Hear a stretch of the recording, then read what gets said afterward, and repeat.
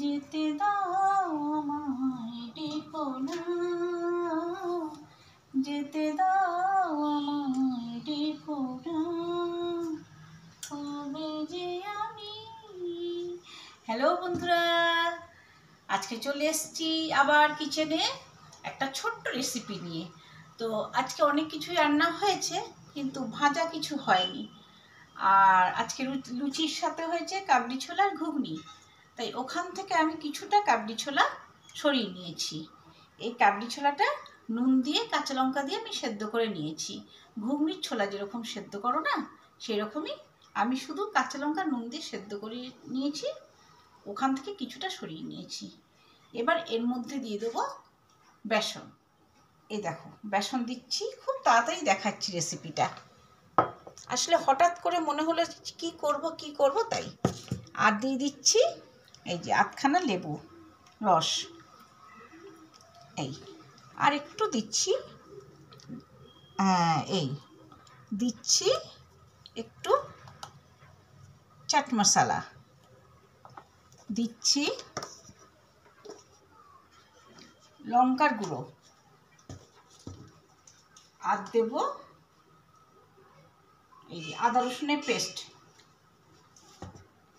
জিরে গুঁড়ো, ধনে গুঁড়ো অল্প অল্প করে। এটা আমি মন থেকেই করছি ব্যাপারটা, যে কি করব এইভাবে করলে কেমন হয়, বেশ ডালের সাথে ভালোই লাগবে। হলুদটা অল্পই দিলাম, আর দেব একটু টক দই দিয়ে এইগুলো সব একসাথে মাখতে হবে। দেখো বন্ধুরা, এটাকে আমি মাখছি, জল দিইনি কিন্তু, জানি না কেমন হবে। এটা হঠাৎ করে মাথায় এলো, তাই ভাবলাম একটু করি, তো করবই যখন আমি তোমাদের সাথে একটু শেয়ার করি। তবে আমি মাখছি তো বন্ধুরা, দারুণ দারুণ গন্ধ বেরোচ্ছে, খুব ভালো লাগছে। গন্ধটাই মনে হচ্ছে পেট ভরে যাচ্ছে গন্ধতেই, এত সুন্দর। বন্ধুরা, গ্যাসে আমার কড়াই বসিয়ে দিয়েছিলাম, তেলটা গরম হয়েছে। এবার আমি এইগুলো পকোড়াগুলো, চানার পকোড়াগুলো এইভাবে ছেড়ে দিচ্ছি একটু। দেখো, আশা করি মনে হচ্ছে ভালোই হবে খেতে, খুব সুন্দর লাগবে মনে হচ্ছে খেতে। চায়ের সঙ্গে, ডালের সঙ্গে,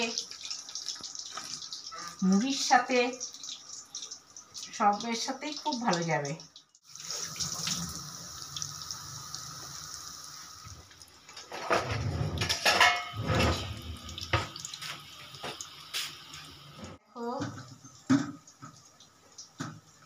একটু লাল, এবার গ্যাসটাকে একটু বাড়িয়ে দেবো, জানো ছোলাটা তো সেদ্ধ করাই আছে। এই, আর তোমরা যদি মনে করো যে একটু চিনি দেবে মাখার সময়, তাহলে মনে হয় দিলেও দিতে পারো, মানে ভালো লাগবে মনে হয়। কেন ব্যাপারটা পুরো টক টক ঝাল ঝাল নুন নুন ব্যাপার, তো তার মধ্যে একটু মিষ্টিটা দিলে ব্যালেন্সটা থাকবে, ভালো লাগবে। পকোড়া রেডি। আমি তাহলে গ্যাসটাকে বন্ধ করে দিলাম, ব্যাস এবার উঠিয়ে নিলাম। বাহ, আরও জানো তো আজকে তো মঙ্গলবার, নিরামিষ আমাদের। এর জন্যই ওই নিরামিষ কি খাবো এই একটু পকোড়া ভেজে নিলাম। ডাল আছে, মুগ ডাল, ভেন্ডি চচ্চড়ি আছে, তো রেডি কাবলি ছোলা পকোড়া। তোমরাও বানিয়ে খাবে। এটা গরম চা বলো বা মুড়ির সাথে হোক, গরম ভাতের পাতে হোক, ডালের সাথে একদম জমে যাবে। তো চলো বন্ধুরা, দেখতে থাকো এরকম নতুন নতুন রেসিপি। তো আমার সাথে থাকতে হবে, তার জন্য কি করতে হবে, চ্যানেলটা লাইক, শেয়ার, কমেন্ট আর সাবস্ক্রাইব।